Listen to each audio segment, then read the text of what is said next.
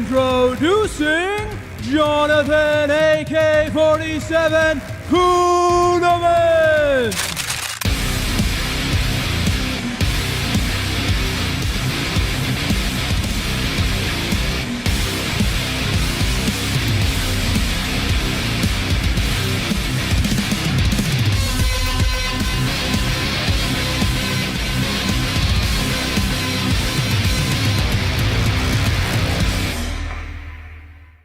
Ladies and gentlemen, game changers across the world, welcome to another episode. And this one's a special episode because, Pastor Ant, we got my brother John, who is AK-47 Kunneman, 5-0 as a pro fighter. And, man, we're glad to have you on the show. We've been wanting to get you for a while. So yeah, he's been bugging me. He said, hey, you got to come on my show. So yeah, we're here. Yeah, finally we got you in Omaha and on the LOH campus again. But, yeah, man, we're really glad that you've joined us. And obviously, you know, you've been kicking tail, man, in the fighting world. And, you know, ever since I've known you as a, you know, little brother and everything, you've always had that fighting spirit to you and just, you know, been determined and driven. I mean, Pastor Ant, you've known him since, golly, man, how old was he? As long as you've known me. Yeah, I was going to say, yeah, I remember him being, well, he never was really little, but in all the, you know, we've got tons of stories with John, you, my brother. We all got in trouble, man.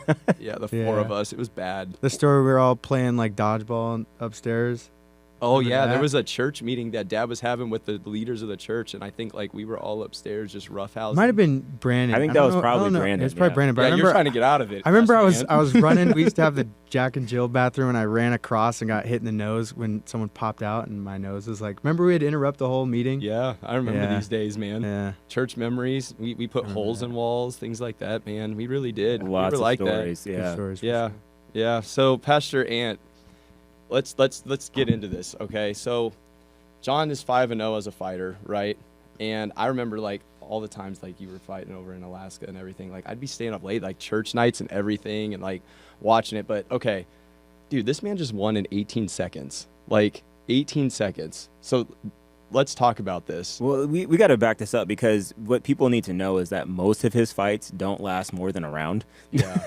Yeah. Like it's crazy watching just the level of dominance that you operate in. So I think before we get into the fights, let's just talk about like, so what does it take, man? What does it take to train? Yeah. You know, how in terms of mindset and perspective, because I think a lot of what you have trained your body, trained your mind to become successful in what you do translates a lot to people that are watching. Yeah.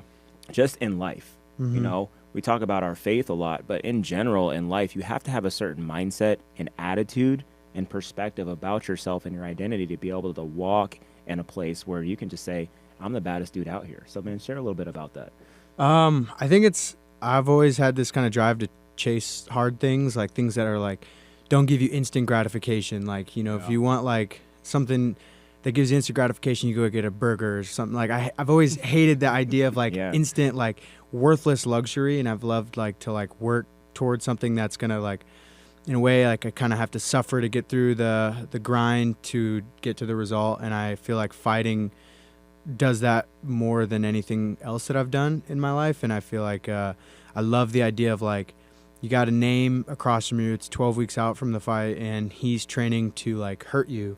And you have to train and you have to eat clean, make sure your weight's good. Totally. You have to make sure like your mind's right, because you can't go, you can have the best training in the world, but if your mind is like not believing in what you're doing, and because like the way I always say it, it's like if you're in college and you're taking a test, and you study for that test, you know, like, okay, I'm probably going to pass. Like, you can kind of gauge, like, but a fight, I could, how many times have you seen it in the UFC? You see a guy train so hard, put everything, blood, sweat, and tears into that fight, and then they walk into the first punch and they get knocked out. So that level of, like, unknown that you have of, like, it's taught me, I've always been, like, an anxious person, like, trying to, like, know what's going to happen in the future, what my future holds, but I've learned from it to, like, live in the moment of like, you can only control what you can control. So I can only control how hard I work in the gym, how my mindset's going to be. And like, I can only focus on the tangible things that are like right there versus like worrying about the fight. What if I get knocked out? What if I get choked out? Of course that can happen. You have to accept that that's the possibility, but you won't know until you get in there. And that level of unknown breaks a lot of people. You see people crumble under that pressure, and it's really difficult, but then you see people like shine, and I guess that's, you got to find your way through it all, I guess. Yeah. So it's interesting because you mentioned a phrase I'm going to start using where you said worthless luxury. Yeah. And I love that you said that, because I think that's a lot of what we're facing in the current culture, where people are expecting things to make them comfortable. Yeah. Right? If you look at affordable housing, everything in our life, affordable health care, you know, working at McDonald's and getting paid $30 an hour. Like, we just want this life of comfort and instant gratification, but it takes away that growth and development, which you just talked about, of being able to thrive in the unknown. Yeah. So I want to talk about, though, the worthless luxury, because I want to talk about where you live, because I think that's far from comfort. Yeah, we got to. So you were sharing this offset. You live somewhere like, I don't know, 20,000 feet in the air. I'm just 10,000. 10,000. Yeah. Okay, that's basically space. Yeah, it's pretty. So 10,000 feet above sea level. Basically, like, you've heard of Denver is like the mile-high city. Yeah. So that's 5,280 feet. We're almost double that. Jeez. So we're almost 2 miles into the air, essentially, based on sea level. And so it's brutal, because, like, a lot of times you got to build your own fires to keep the house warm. You got to shovel feet of snow. Like, we were joking when I first was moving to that house. I talked to like the property manager, and she was like, yeah, we don't measure our snow in inches here. We measure our snow in feet. And I was like, oh, that's going to be intense. So it's definitely brutal. I mean, we literally you get snow all the way into June, and it's like, that's like normal. And we thought we had it bad in Nebraska. You hit me up in June and told me that like you were shoveling snow, like 6 feet of snow. 6 inches. 6 inches. 6 inches of snow. 6 inches. I'm tripping. Yeah. 6 inches, but then it was like 15 degrees outside. The night overnight. Yeah. So like in June out there, man. But in Denver, like, I'd be you gotta out there think though. I would be out there. You yeah, would. I'm a hoodie guy, man. You know that. it kind of depends. So the way to measure it is like it's 3.5 to 5 degrees colder every 1,000 feet you go up. So if it's 40 or 50 degrees in Denver, you minus 30 degrees from that. That's the temperature at our house. Oh my gosh. Yeah. So when you go up. Yeah, and you get bears up there, wildlife. Everything. Bears, moose, mountain lions, wolves. But you see cool animals, like you see deer and elk, and then you see foxes a lot. I got really close to a fox. I almost fed a fox one time. Yeah, you sent me that video. Yeah, I was like, they fled love at the last tuna. second. Tuna, I'm telling you, love I've watched, tuna? and you're not supposed to feed the animals up there really, but I was like, I gotta touch this fox. So I was like, Only John. I walked up with a can or a thing of tuna, like a little tuna pouch, trying to feed it. So for our audience, he's got a crazy bear story with him and his roommate, like that you guys have to hear. Like this is one of the funniest things I've ever heard in my life. Like please tell the bear story.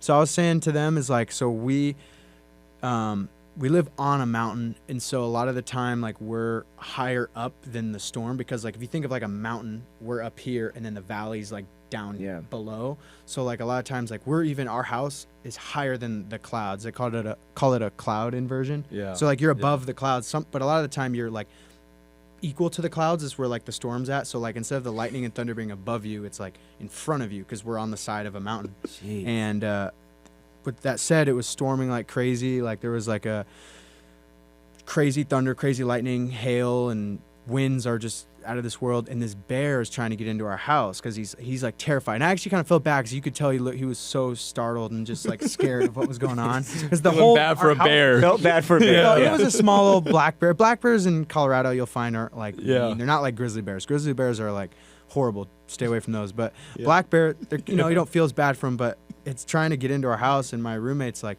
he grew up in the mountains, and so I was like, what should we do? And he's like, what? Trust me. He goes, I'm gonna have you open the door, and then he told me he was gonna tell me to close the door. So I opened the door. You're holding a gun in your other hand. I am holding the gun. Just I don't know if he got jumped by the bear or something. Like I gotta make sure. I don't know.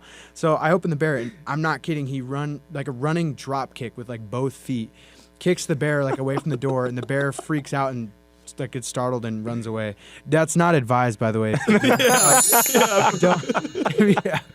If you guys, you don't want to do that. Yeah. Like, okay, so then that leads perfectly to our point about this,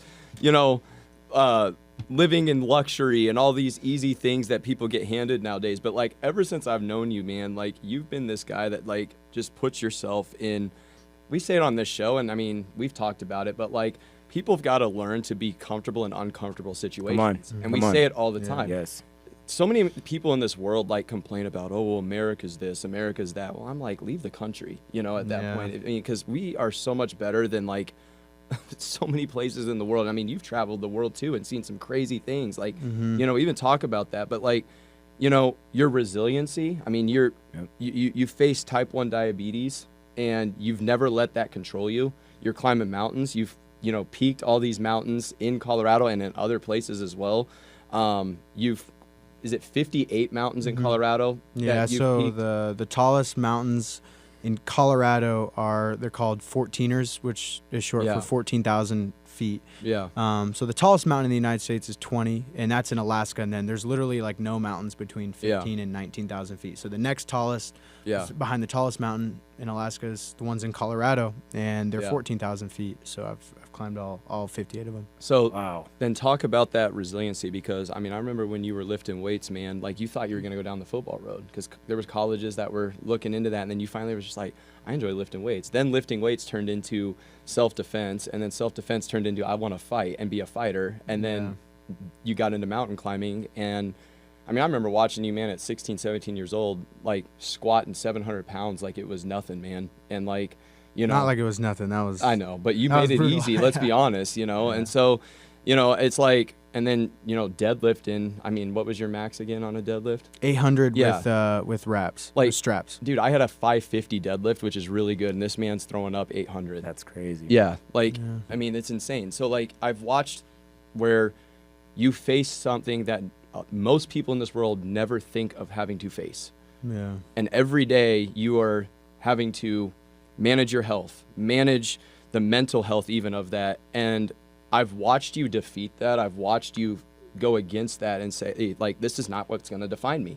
So what advice would you give to people out there in this world that, there's Christians watching, there's people maybe searching for God, there's people that, they don't understand maybe what resiliency is all about because maybe they've had things handed to them or they've had a hard life, but they don't know how to fight through it. They don't know what it takes mentally to fight through some of those things. Talk about that.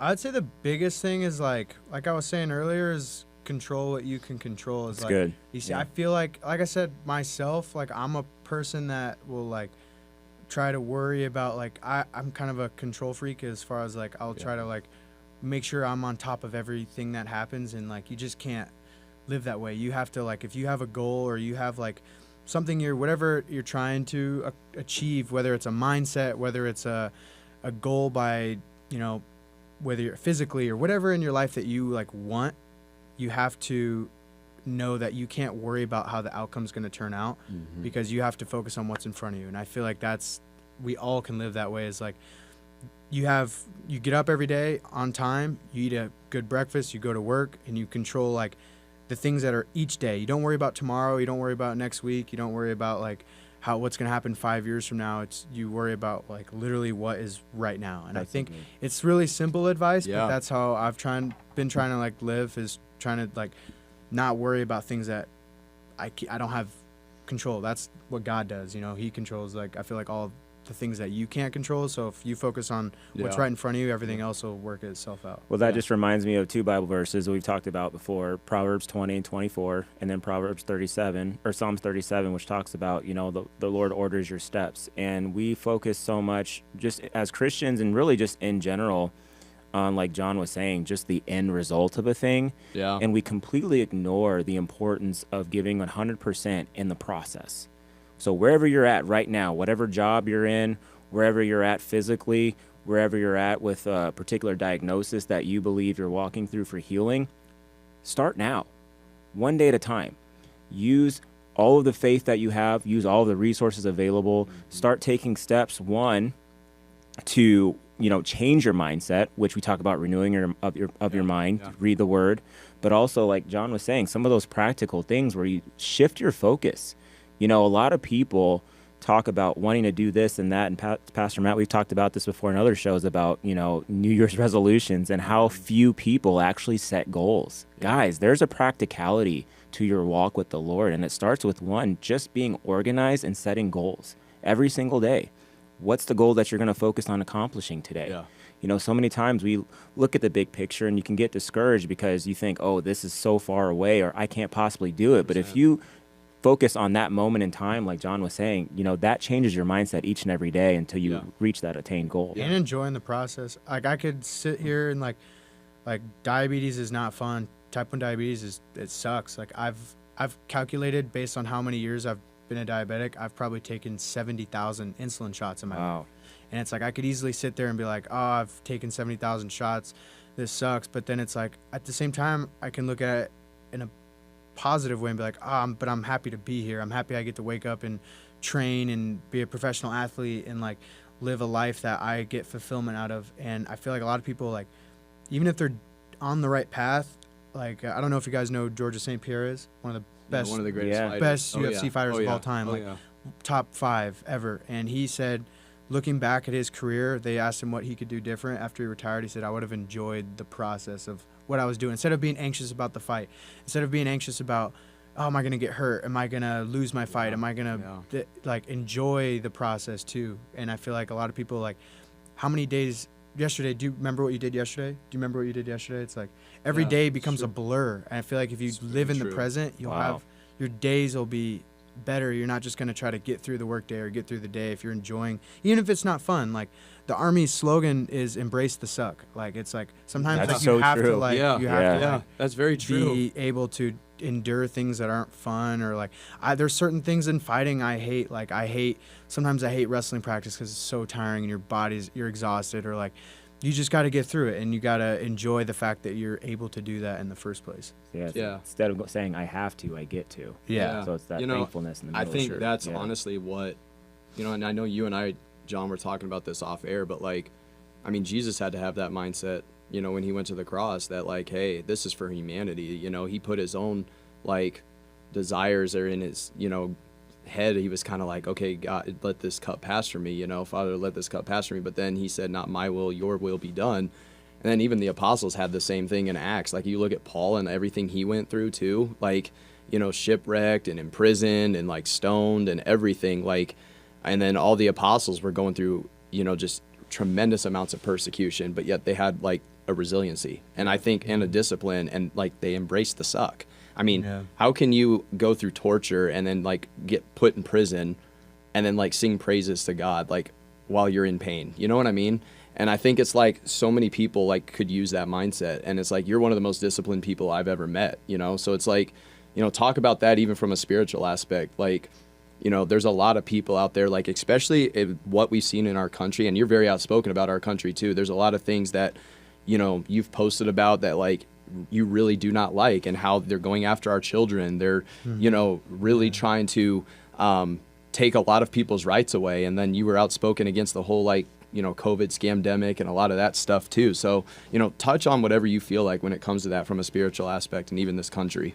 As far as the country goes, I feel like it's like I just try to look at everything objectively without, like, everyone has a bias of like something they want. Like, when they believe something, whether it's right wing, left wing, they have a bias to what they gravitate towards. Even if it's like subconscious, they're like, oh, this is the best and here's why, and they're biased towards that. So I always try to, as best I can, get away from that and not be biased when I look at things. And the way I see it is, if you look at both sides, like with the whole, we'll get into it, the whole Trump thing, it's like, what side's trying to play dirty? You can obviously see, like, they're trying to prevent, what side's, like, you don't see like Trump trying to go after Biden or Hillary. You could easily, I'm sure there's things out there you could incriminate them on, Hillary and Biden and all these other figures that are going after Trump. And it's like, it's obvious, like, by taking, for example, I live in Colorado, they took Trump off the Colorado ballot to vote for him.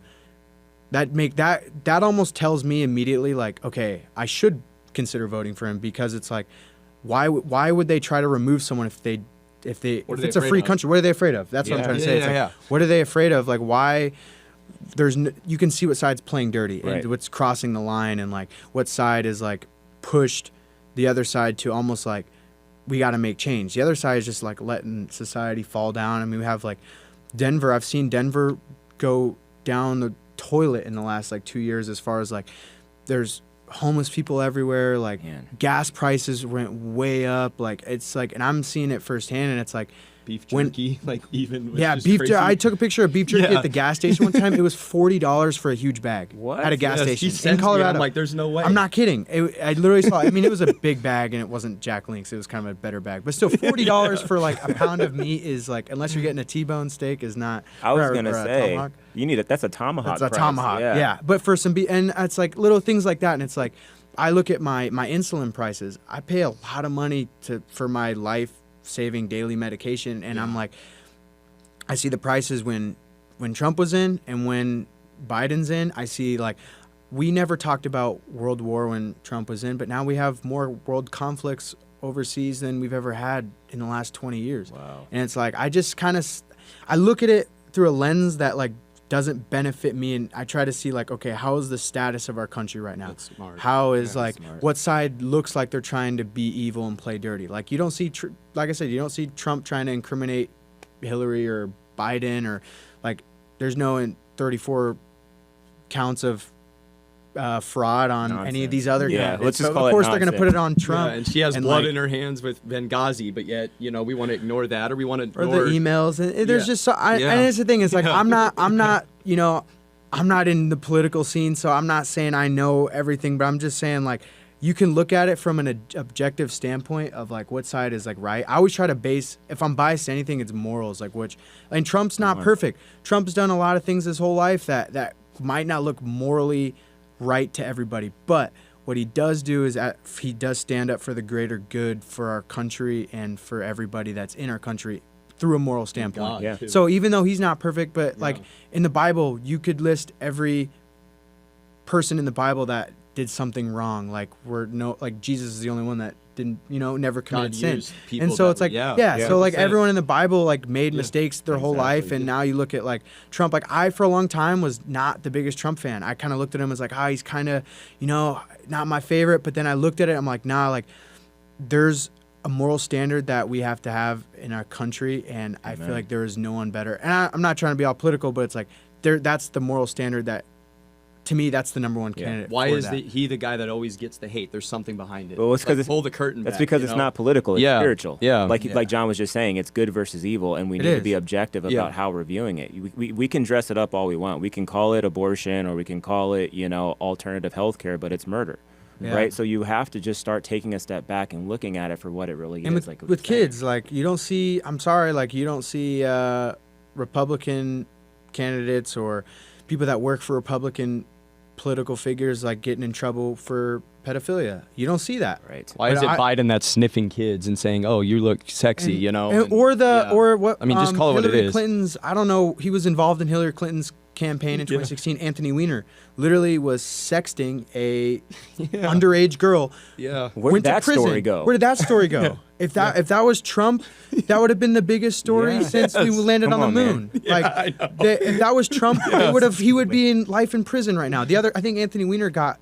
I know he didn't get Slap life on the wrist It's or like something. he went to prison, but it wasn't very long. I think he's out now. Yeah. And it's like if that was Trump or someone even affiliated with Trump, the whole left wing would have melted down. The news They would ask for have been, capital punishment the again to whole- be the back. news would have imploded Right. if You're that not- happened to you're- Trump. you're- And it's like you you're just see how preaching, man. how the sides, like what side plays dirty, and like I look at it that way, and it's like that tells me, aside from any biases I have, like most of the people I know support Trump, so I'm already kind of biased because that's what I hear, and I look at it for myself and think for myself and say, no, this is the side that is standing up for morality as a whole for our country, and that's the basis of everything in our country. We got it. If we aren't a moral country and we're not doing the right things by God and by societal standards, and like what are we even doing? And that's the way I see it. That's spot on. I think it is. I mean, if you got something, Pastor Ant. I mean, he nailed it on the head. He already gave the real account where you don't even have to like theorize about this. It's actually happening. You talked about it in Denver. The homelessness rate has gone up. You're paying $40 for some beef jerky. You're seeing people in It's tents. crazy. Like my old apartment that I lived in before I moved to the mountains, there's literally like the whole street is full of tents. Yeah. Wow. Yeah. Just people like, and That's it's too not bad. it's not homeless. It's they let like 40,000 immigrants, undocumented immigrants, to Denver, and they're like letting people stand on the side of the road and wash your windshield with squeegees for $5, and they're on every intersection. I'm not kidding, and I'm not trying to sound the wrong way, but it's like the whole fundamental thing of immigration. If you do something illegally off the get-go by illegally entering our country, you broke the law because you did it illegally, Right. not Yeah. legally.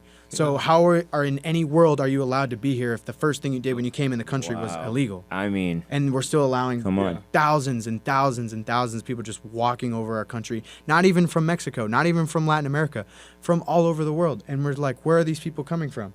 Why do they need to come here? They literally, they have a video of like 50 Chinese men, single Chinese men, all our age, mid-20s.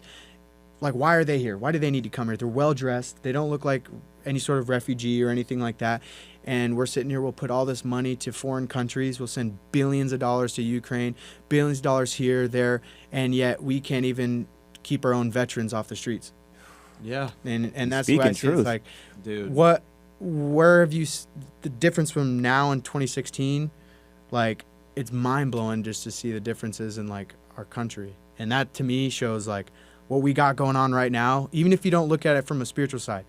If you look at it just from a simple, like, how our country's doing, you look at it and you say, that this isn't how things should be. I'm pretty sure our whole country could agree on that. Like, our country's not where it needs to be right now.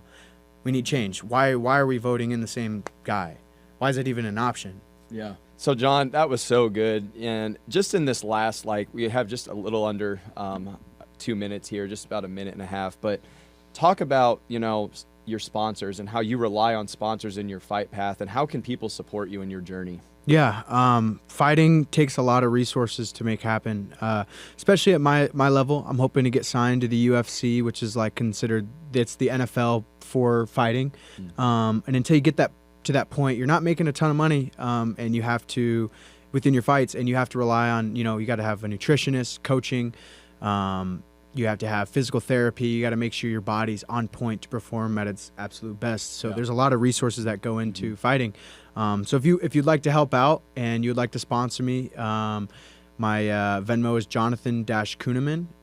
If you'd like logos on your shorts or on my fight shorts, you can send me a message on Instagram. It's Jon Kunneman, and you can message me and we can talk about getting a logo on my fight shorts if that's something you want to do, or if you simply just want to help out to join the team and be able to help me out with getting to my next fights, getting to the UFC, and allowing me to have the most success going into fights. I'm eternally grateful for it. So if you'd like to help out, I think they're going to put a little ticker on the bottom that'll have the information that you guys need.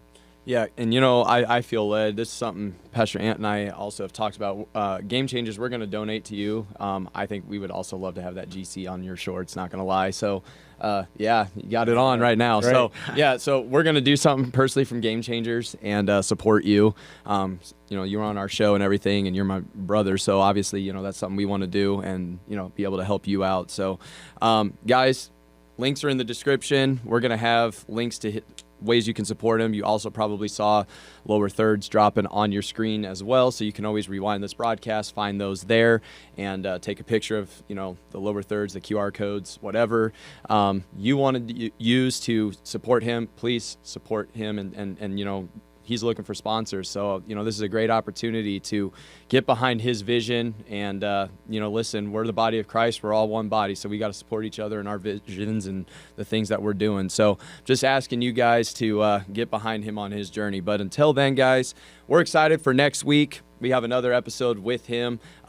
Today's actually July 9th, but we have July 16th next Tuesday, and at that time, he will be 25 years old because July 14th is his 25th birthday. So, yeah, man, you're one of the wisest people I know, and, you're very, very disciplined. So, well above your years. So, Thank you. Excited, man. You're going to be turning 25. So, again, when he comes on the show next week, make sure you have happy birthday comments for him. And, hey, send him a birthday gift. Support him. Support his vision. He needs sponsors. Go change the game in your city. We'll see you next week. Bye-bye.